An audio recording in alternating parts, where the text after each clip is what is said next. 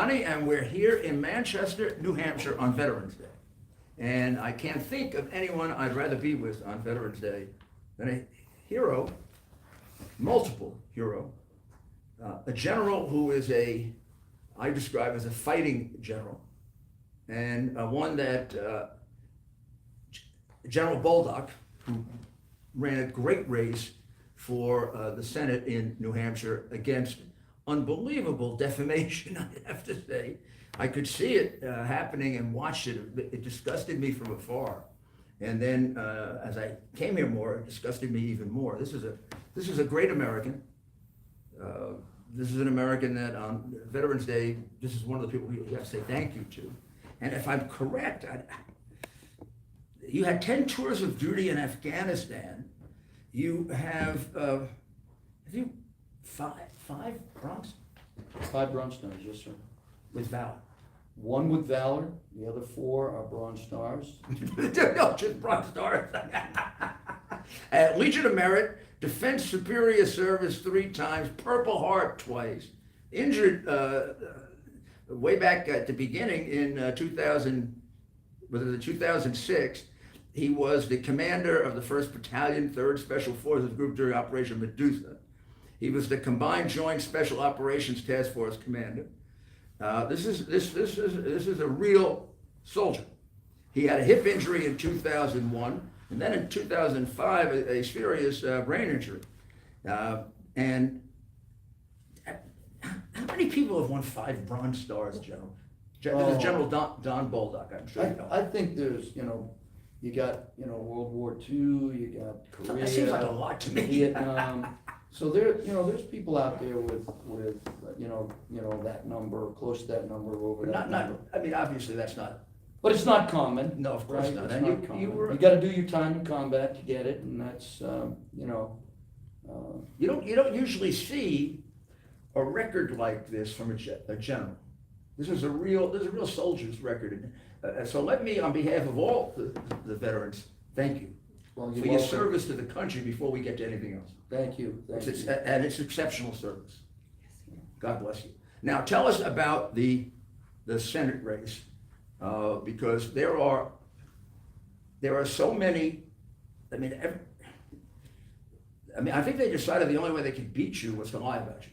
Yes. If they let this record get out, and if they let you just speak, because when you did, you won. I could see it.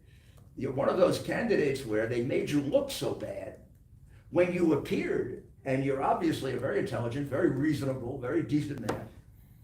You just won them over. It's a question of resources. Right. But in any event, tell us your feelings now and about the race.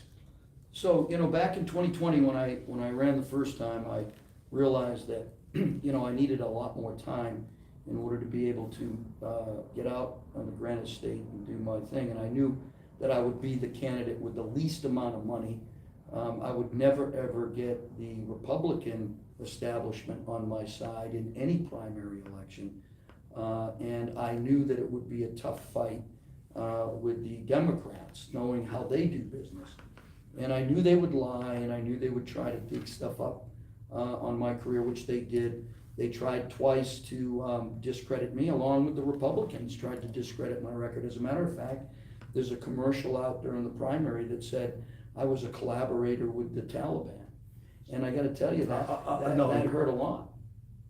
Who did that? That was a Republican ad that came out. Collaborated with the Taliban? That's right, collaborated with the Taliban, and that I agreed with Joe Biden's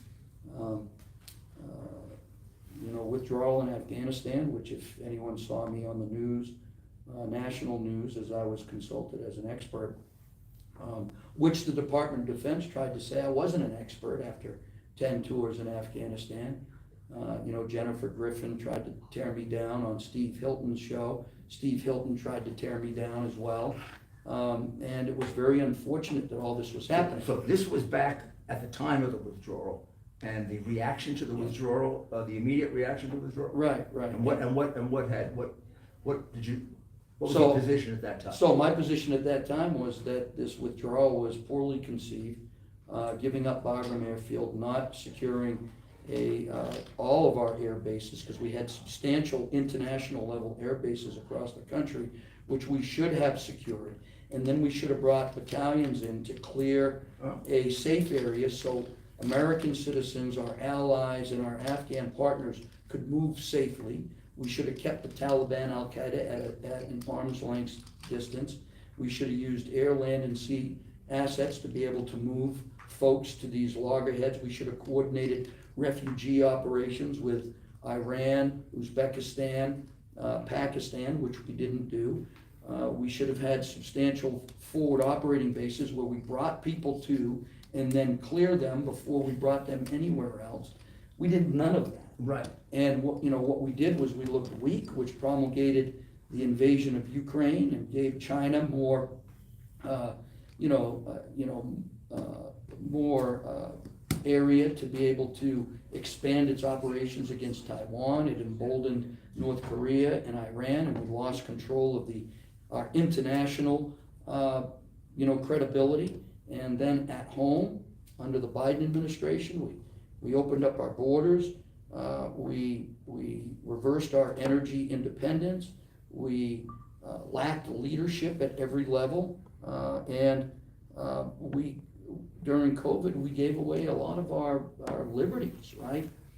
And all of this compounded to what we see today: historic inflation, high interest rates, open border, illegal immigration, vice legal immigration, high crime, defunding of the police, a weak military, and all our institutions at a weak level. And this was bad, and that was my narrative. And of course, I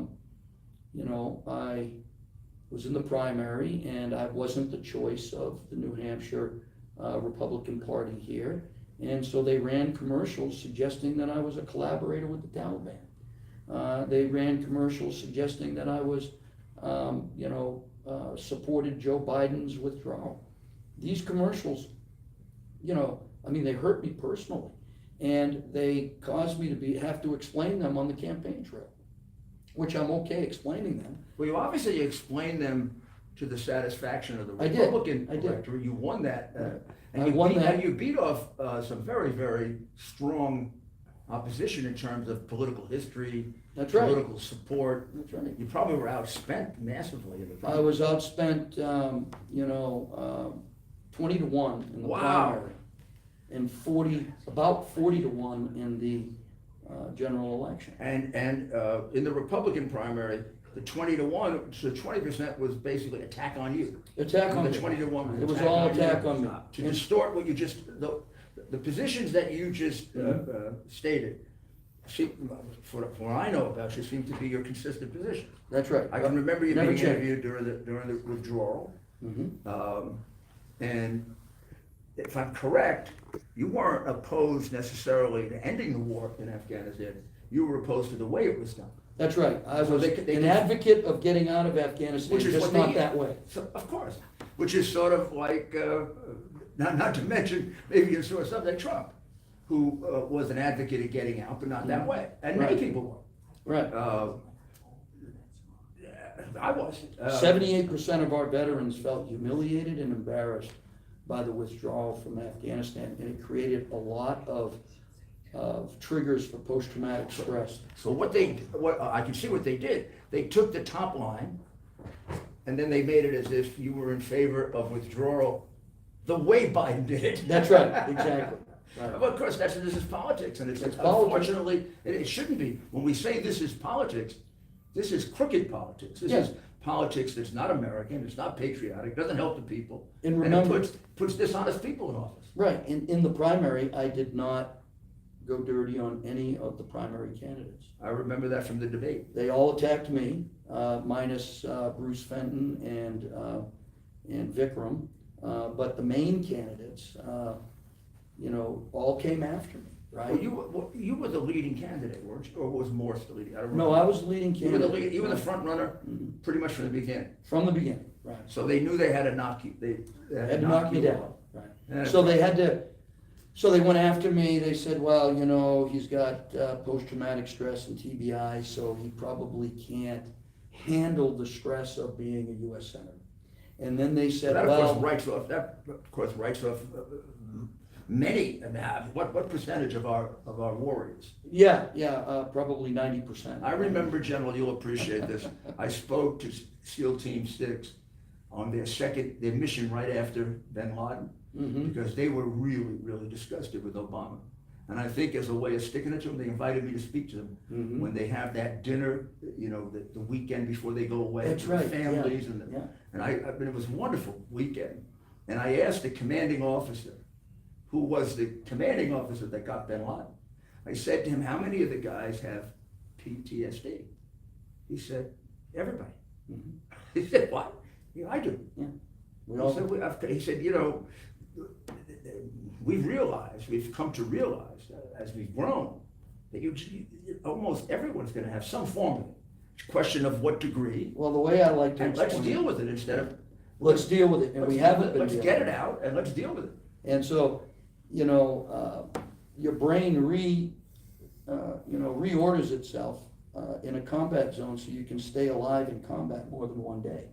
And then when you come back, those same triggers exist back here, and if you don't get the therapy that you need, because therapy doesn't equal incapable of doing your job, it equals resiliency, right? And trying to get that narrative across can be very I challenging. think you did though. Yes, I hope I think you did. I think that in winning the Republican primary, I think you educated people in a way that really is a great service. Well, And I I wish I think also- could. I mean, I hope I did, because, my way of running was grassroots, bottom up, 2 years, every town, every city, talking to everybody across all political Yeah, I think that helped a parties, lot.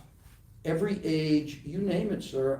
I tried to expose myself to everybody's, give everybody an opportunity to ask Don Bolduc a question. And once I got once I got into the general election, I was facing $40 million to $2 million, and a narrative that just became a big lie. Yeah, and the It narrative. was a big lie. Yeah, I think you overcame he's damaged somehow, as actually made it a source of strength. But I think they spent a lot of money on it, you're an extremist. That's right. They didn't even define, you're right wing. I asked them to define it. Maybe a white supremacist, maybe all things of which there's no basis at all. Nope. And as I told you, the reason you caught up, when you appeared, just your presentation defeated it. You don't even have to so much explain your position, it's just talk, be yourself. Right. But then you have to have the resources to match 40 million in order, which you And didn't. that was very, very difficult, because for every one commercial we put out, she had 4 commercials about the big lie on abortion, the big lie on Social Security, the big lie on Medicare. And every time she had a chance, she characterized me as an extremist, and she just never defined it. And although the media made me define everything I said, the media didn't make her define anything, and they never challenged her about her lies. And they always challenged me on everything that, Did it get I worse said. as you became more and more of a threat? Yes, as, 11 points behind after, on 14 September, when the polls, national polls and state polls showed me, within the margin of error, and then some polls ahead by a point That or was the two. frightening. It scared her. It They scared her. had to do more damage. Right, and unfortunately, I think we were all surprised, because we just didn't, the election results didn't match the polls, and I think we saw that across the country. Yeah, Except for yeah. Florida. But I have to tell you, they didn't match what I was picking up and talking to people. Right. So I spent a good deal of time here, and during your campaign, I was here 3-4 times. And I just had the feeling the momentum was, that you were finishing with great momentum. Yes. And I would have. I thought we were gonna win by 1 or 2 points, and Or so lose did by the 1 or 2. experts, or lose by 1 or 2. Yeah, right? that would have been my. Not 10. My prediction was you were gonna win by 1 or 2 because you had the momentum. Right. It was the race, by the time you got to the end, it was like this, and you had more Mhm. enthusiasm. Don't know what happened, we're gonna have to look at that and see, but you have nothing, I mean, you did a great service, by the way you ran. Would you like to straighten out some of those ridiculous positions, like on, what was, she said you were gonna get rid of Medicare? Said I was gonna get rid of And Medicare Social Security too? and Just Social Medicare? Security. Oh, yeah. Right. And we were both interviewed on AARP, and my positions on Medicare were, you know, a lot better than hers. She really didn't know what she wanted to do because she hasn't done anything for 6 years. Yeah. And same thing with Social Security, 3 legislative cycles. She's never invested in it. She's always taken from it. And, you know, she's part of the reason that it's gonna go insolvent. I was gonna be the reason why it wouldn't go insolvent.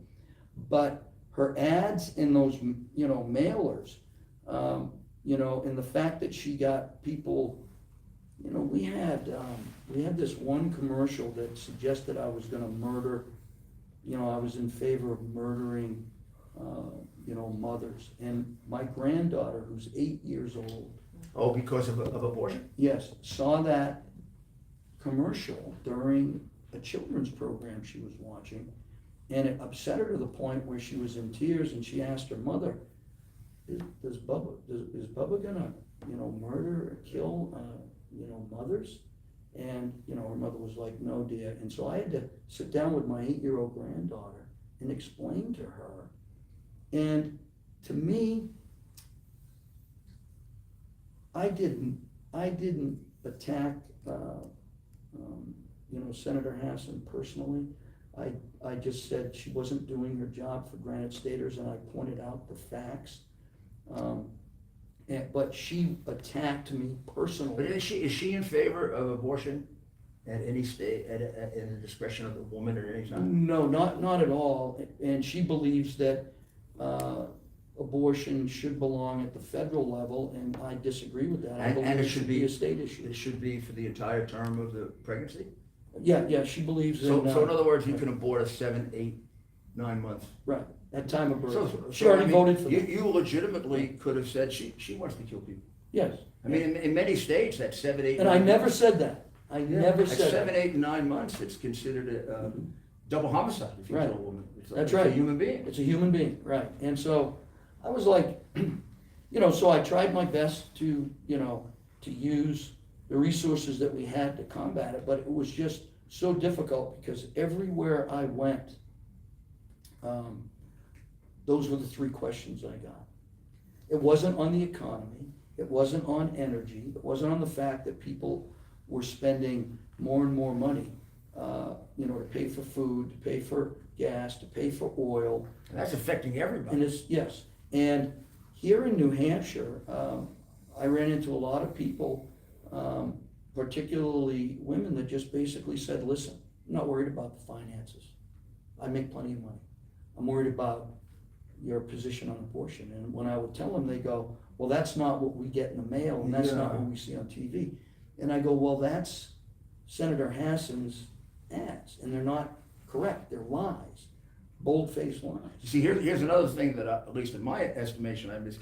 I thought you had explained, by the end, I thought you had explained that to enough people. I thought so too. That you had a position where, well, you explain your position. The polls told us we did. So my position is that, you know, the Dobbs decision took it out of the federal level, moved it down to the state level. New Hampshire passed a law that was consistent with how the majority of Granite Staters see the issue. Right. Right? And I said, hey, this is a state issue now. It's no longer a federal issue. So, you know, Senator Hassan and I shouldn't even be debating this. Right, it's for the state legislature. That's right. And I said, furthermore, Mitch McConnell and Lindsey Graham in their efforts to ban abortion at the federal level will never get my support. I Right. just won't vote for that. Right. Because I believe it's a state issue. And I made that clear every place I I went. distinctly remember that, distinctly remember even reading that in, of all places, the New York Times. Right, right. But they still continued Continued to to lie. basically paint you as, you were gonna ban abortion for everybody all the time, Right. with no Not the exceptions. case, not the case.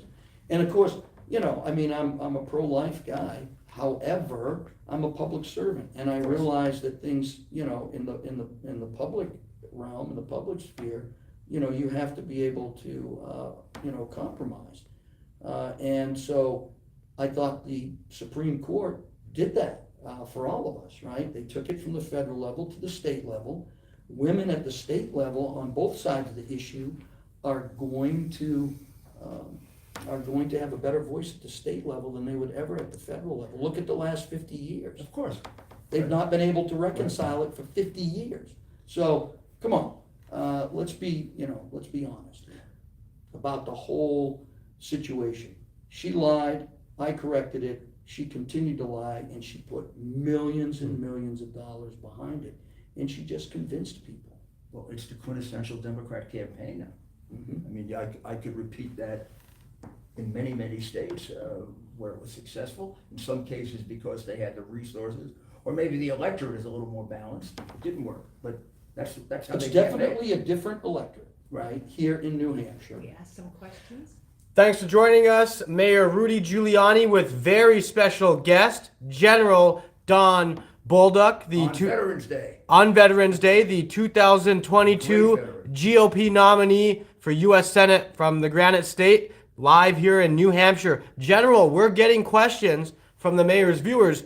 I know you're short on time. You got to get to your next Get some event. questions in, You have some time for some questions. yes, let's do it. All righty. Well, Lisa says, thank you, sir, for running for office, and please keep up the fight. Keep going and never give up. Another person, General, we love you here in New Hampshire. We are getting comments, all sorts of comments. Let's get to some questions here. General, what is next for the general? Well, we don't know yet, right? So we're taking a little bit of time to assess the situation. I've been getting a lot of phone calls at the national level, at the state level. What's next? A lot of Could people. you just give us the possibilities as hypotheticals? Well, I think the possibilities are to get involved in, to keep my name recognition up, to get involved in the state level GOP organization. Mm-hmm. And I think a look maybe at a congressional race in 2024. A rematch. Well, it will be for the House of Representatives because we don't have a Senate Oh, not a seat. rematch, I'm sorry. Yep. That's the one that Caroline Levitt was in, so against Pappas. Yeah, or something like that, I don't know, a lot of people have suggested that. We don't have another senator race coming up for another 4 years and then another 6 years. People want me to stay involved. I think They want me to run, no and this is question. nationwide. But that's what I hear, and I think that's gonna be reflected. Just wanted So you, those are you're possibilities. also going to be very, very sought after in the primary that's already started. We just Right. don't know it. Right, I mean, the yes. 2024, the 2022 election's not over yet. Right. They still have Nevada, they can't seem to count the votes there, they can't count the votes Yeah. of all places in Arizona. Right, And, but we're in the 2024 cycle now. we are. And of course, I know it, I spent 11 months here. This is, when you have as many candidates as that, this becomes a much more important primary. Exactly. They're gonna want you for sure because More questions. of your position. I mean, you're the guy who won the Republican primary. And they're Right. gonna be running in a Republican primary first before they have. That's So correct. you will be very sought after, believe me. Son. If when I was running, I'd be spending my time at your house. Well, if I came here to New Hampshire, wanting to run, I would focus on the border, our energy, our economy, how we're gonna strengthen our world leadership, because that's important for America. And how you're gonna defend our liberties, how you're gonna protect the idea of our national values and principles that I think have been abandoned. You can play a big role. If you wanna do that, that's what you're gonna, if you wanna campaign here, that's what you're gonna have to do. And we're gonna have to make it clear as a party that abortion is a state issue, not a federal issue. It shouldn't come up. That, Republicans are gonna protect Social Security and not get rid of it. And we're gonna protect Medicare and we're gonna make it better because they haven't been able to do that. And they won't be. And people. Those are the three issues. People will be reminded in a race where on both sides, there may be multiple candidates, Mhm. that New Hampshire is really the first vote of the people. That's right. Iowa is a vote of the party. Mhm. And it's important, and it gives you a certain focus. But usually the person who wins Iowa loses the nomination. Right. This is the first real test of your popular appeal. That's right. We have a. And, oh, sorry. and to separate yourself from the pack, I guess the point that I'm making is in a two-person race, this is important, but in a 5-6 person race, It's really hugely important. Yes, sir. Yeah. Couple more quick questions, Yeah, General, sure. if you have the time. Yep. And this is a question we get for the mayor often. But for you, first off, is this your first time running for office? And name something you learned this time around that maybe you didn't know going into it. Well, so first, this is not my first election. I ran for the Senate in 2020, lost the primary, and then of course I won the primary this time by understanding the mistakes that I made in the last election. This mistake here, any mistakes I made here had everything to do with not fundamentally understanding the impact of lies and mailers, right? And how that really convinces people of a false narrative about somebody and how hard that is to overcome. I got that lesson learned, and I know how to combat that for any future runs, and I will, because I demonstrated how I used all the lessons learned from the last one to win the primary, and it was a tough primary in 2022. Now I'll apply that to anything I do in 2024, and I know that we'll be able to. This is part of it, right? This is part of it right here. This is abortion is a state issue. Don't worry about Don Bolduc. He's never going to vote for a ban at the federal level.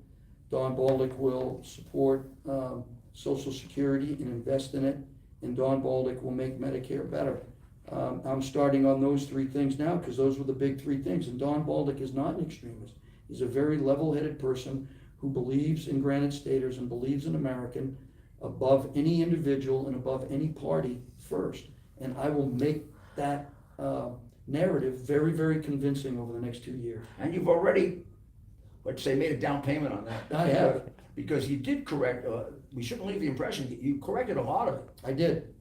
In fact, I thought you had corrected it enough to go over the top. I thought so too. And, okay, well, but you have already turned a lot of people around. And even the people that might have voted against you probably had a little more doubt by the end.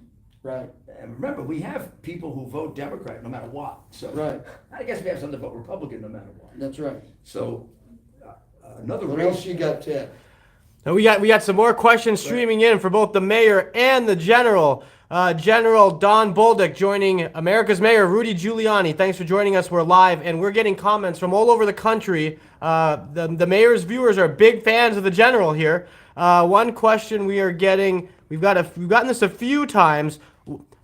What words do you have for maybe some conservatives, some people, and this might go to both of you, words of wisdom, something that you can tell folks who are feeling down, maybe on the conservative side. Maybe the wins weren't as big as we thought they would be, obviously, in New Hampshire. What can you say to these folks post-election?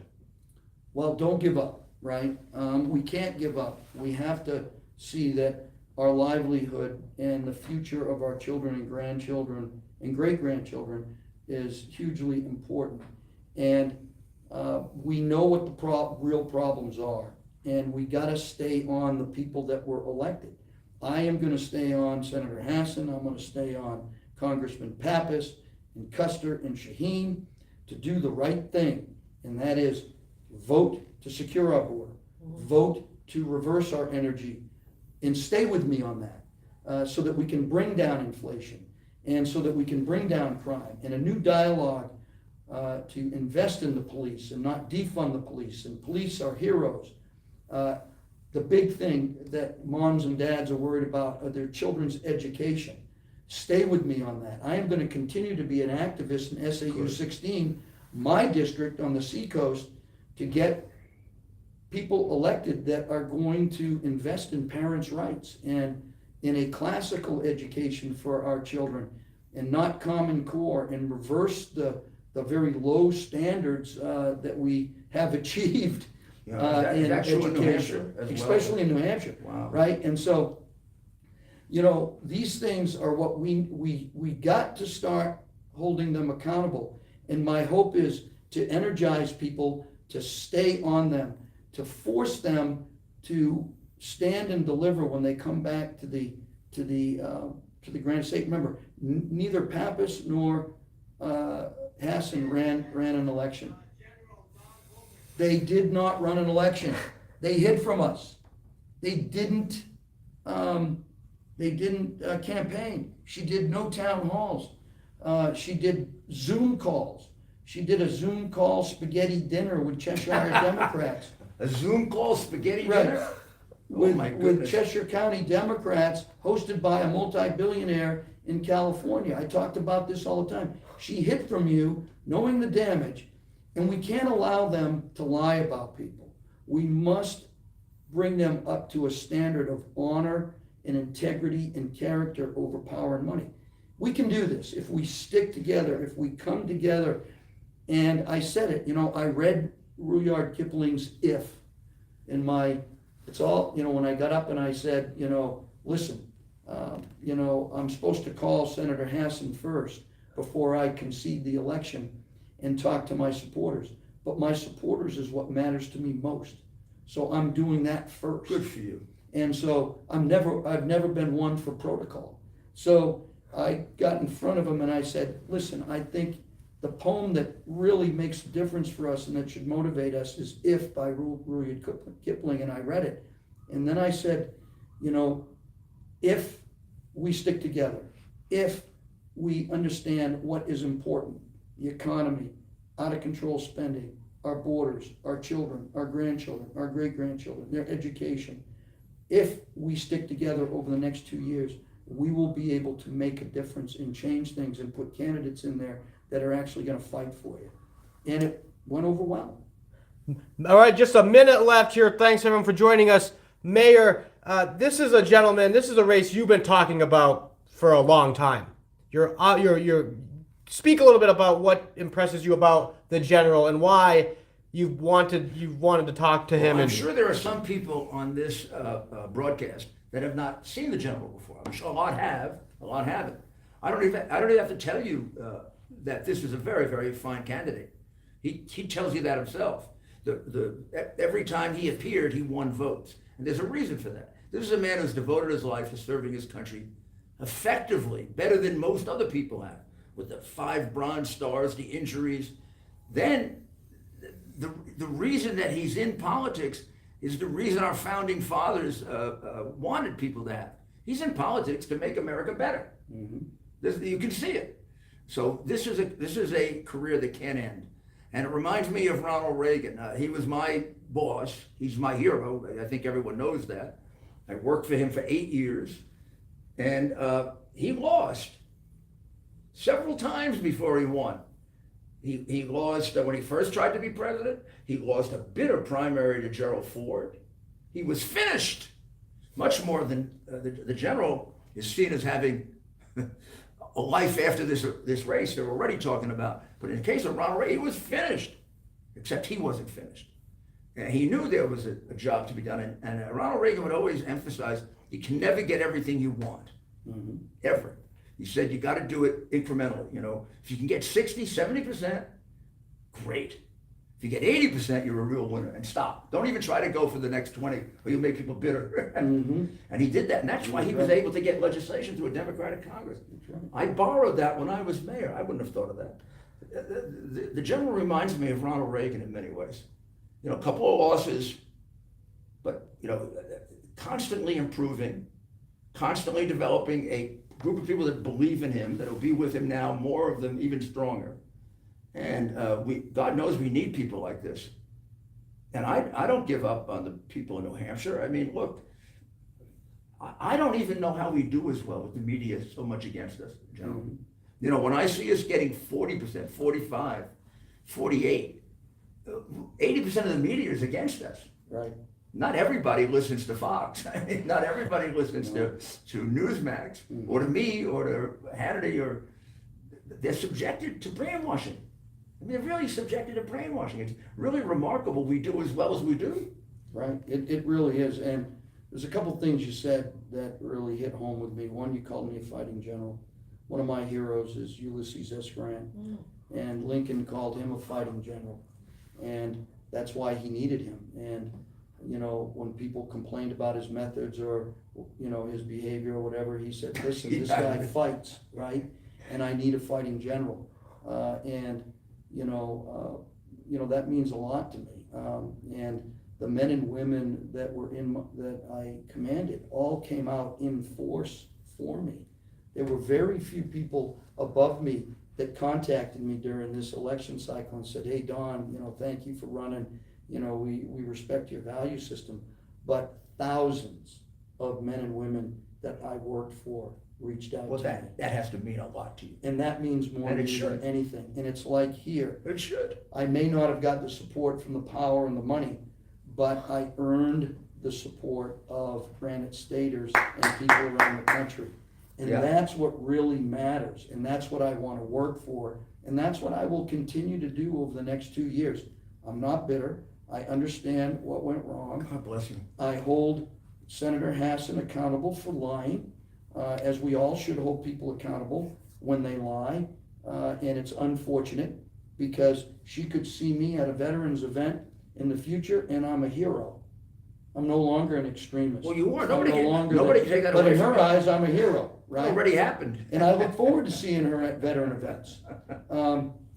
Because, how she characterized me and how she lied about me and how she said I was a threat to this country, That's despicable. along with Joe Biden, was despicable, right? Yeah, that's None of them thoroughly- wore the uniform. They don't know what it's like to serve. They don't know Thoroughly what it's like to thoroughly defend this nation's values and principles and in foreign countries, and to put our beautiful flag over a casket that has the remains of one of your men or women that you weren't able to bring home. They don't understand that sacrifice, and I do. And to characterize me and lie about me and use that as a means to attack me, I think is unconscionable.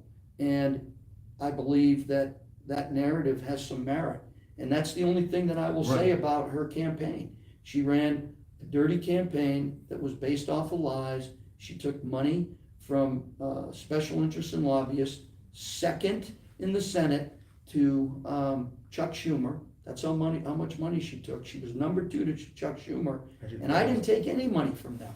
And I wouldn't, because I wanted to work for Granite Staters. And this is the only thing that I'll say.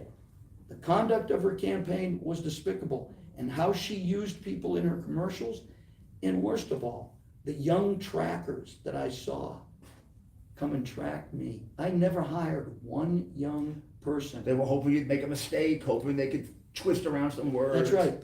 Yeah, sure. And they taught young people the Democrats wrong love to do that. lesson about values and principles, and to have no respect, and to call me a liar and an extremist and a bad American, and have it echoed by young kids that are 18, 19, 20 years old that get paid a paycheck to come and record Don Bolduc, and then take those recordings and take snippets of them and twist them around, is just it's just unforgivable. I never used the young generation in my campaign that way, and I would refuse to do it. No trackers, no using young people to manipulate the reputation of somebody. I just didn't do it. And it's better that you didn't.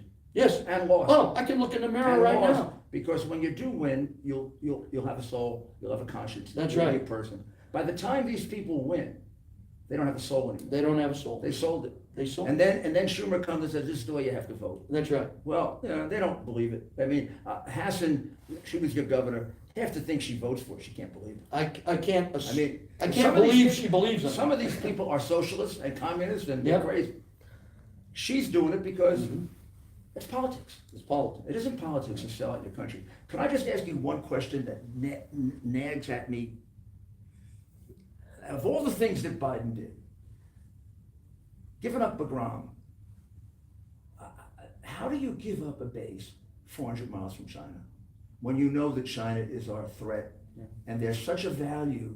I worked for President Reagan when he deployed the cruise missiles to Europe Mhm. and put them real close to Russia. Mhm. I think that cracked the Cold War. Right, We were much closer to them than they were to us. right. How do you give up that strategic advantage? And there's going to be an American president someday who curses him for that. Right. Well, he gave up Bagram, and of course that was a strategic era, but it was also a betrayal of Yes. all of our Afghan partners. In the middle of the night, no warning, we just loaded up airplanes, we got all our people on, and we flew away, only for the Afghan police and the Afghan military to wake up going, where's our guys? 7,000, criminals were let out of the Bagram jail, and one of them is believed to have been the suicide bomber at the Abbey Gate. So, there's 13 dead Americans, there's 22 injured, there's hundreds of Afghan people killed, and then 4 days later, we do a drone strike on a home, and they call it a righteous strike, only to find out that it was a young family that they killed, and nobody connected to the Taliban or Al-Qaeda or ISIS. And the worst part, Mr. Mayor, is that not one person in the administration was held accountable. No, not one of the Democrats in Congress held him Not accountable. not one military member, nobody. General McKenzie was allowed to retire with full honors and full rank. Milley, Austin, the Joint Chiefs, all the admirals, all the way down to the 2-star admiral and 82nd Airborne Division commander on the ground. If it was me, I would have said, no, this isn't the way to do it. I would have put my rank right on the line I know you were. and said, I know. I am not leaving Bagram Air Base this way. So you're gonna have to Also fire leaving, me. leaving You're gonna have to behind- fire me and bring someone in to take my place to do what you're going to leaving do. behind all the weapons and billions Right. of dollars of weapons. Don't you at least blow them up? Yeah. Well, I watched that in movies, General. overnight, we made the Taliban more military capable than 164 other countries in the world. They're using it now. Yes, and China's copying it, and Iran's copying it, and you got Russia in there. We need you, General. You got to stay in this. Promise me. I will promise you, sir. Okay. I don't know what's. Promise all my viewers that too. They I promise you all. And they're all God going to bless want to you know, all. General, how can they stay in touch with you moving forward? So I've left my supporters of General Bolduc Facebook page open. Please join it. Facebook, General Don Bolduc. This won't be the last you see of him. Please join it. Thank you so much. I will need your help. Alrighty, and we're signing off. Just takes a second. Great job. Well, people